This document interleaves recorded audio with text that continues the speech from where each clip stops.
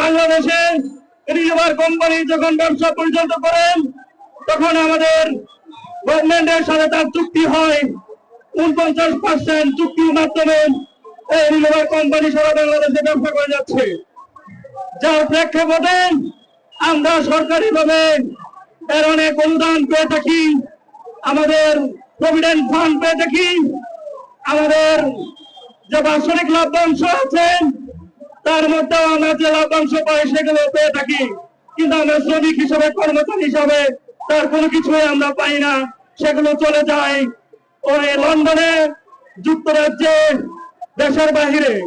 কিন্তু আমাদের দেশের লোকজন, আমাদের দেশের শ্রমিক ভাইরা এদেশে হাড় ভাঙা পরিশ্রম করে প্রত্যেকটি গ্রামগঞ্জে শহরে প্রত্যেকটি ফসল মহলে প্রত্যেকটি কাস্টমারের কাছে আমাদের ইউনিভারের পণ্য তারা পৌঁছে দেয়। তার বিনিময়ে আমরা কিছুই পাই না। আমাদের নাই নিয়োগপত্র, আমাদের নাই পরিচয়পত্র, আমাদের নাই কর্মপন্থা, আমাদের নাই কোন প্রেক্ষিতে আমি বলতে চাই বন্ধুগণ এবং সাংবাদিক ভাইরা, আপনারা হচ্ছেন জাতির বিবেক, আপনারা আমাদের এই কথাগুলো সারা বিশ্বের মধ্যে পৌঁছে দেন, সারা বাংলাদেশের মানুষের কাছে পৌঁছে দেন। সেই এত বড় কোম্পানি হওয়া সত্ত্বেও আমরা যে তাদের কাছে ক্ষমতায় আছি, আমাদের কোন শ্রম মানা হয় না, আমাদের প্রত্যেক ছুটিও দেওয়া হয় না।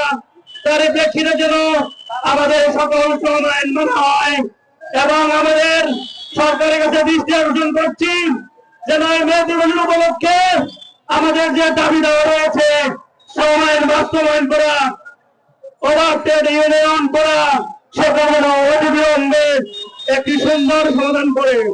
আমরা ইতিমধ্যে আমাদের শ্রম ভবনে স্মারকলিপি প্রদান করেছি, শ্রম উপদেষ্টার কাছেও শ্রম নীতি প্রদান করেছি। খুবই দুঃখের বিষয়, তাদের মান করার মতো এই কোম্পানি তাদের ব্যবসা পরিচালনা করে যাচ্ছে। আজকে মে দিবস উপলক্ষে সারা বাংলাদেশে বিভিন্ন হাউজে কর্মরত শ্রমিক ভাইরা যা নাকি খুবই নিঘ্নত, খুবই ঘৃণিত যে তোমার কোম্পানি হওয়া সত্ত্বেও আমার দেশের আইন তারা মানছে না।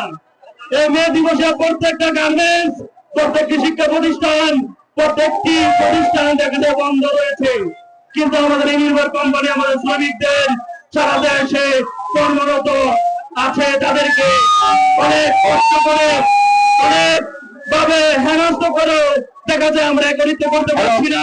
তাদের যে অধিকার পাওয়ার জন্য তারা ভয়ভীতি দেখাচ্ছে, পুলিশের মাধ্যমে ভয়ভীতি দেখাচ্ছে। আমরা সকল সাংবাদিক বাজারকে বলবো, আপনারা সারা দেশে প্রচার করে দেন যে কোম্পানি কিরকম দুঃসাহস দেখাচ্ছে। বাংলাদেশের কোন আইন তারা মানছে না, বাংলাদেশের কোন আইন তারা ভূক্ষেপ করছে না।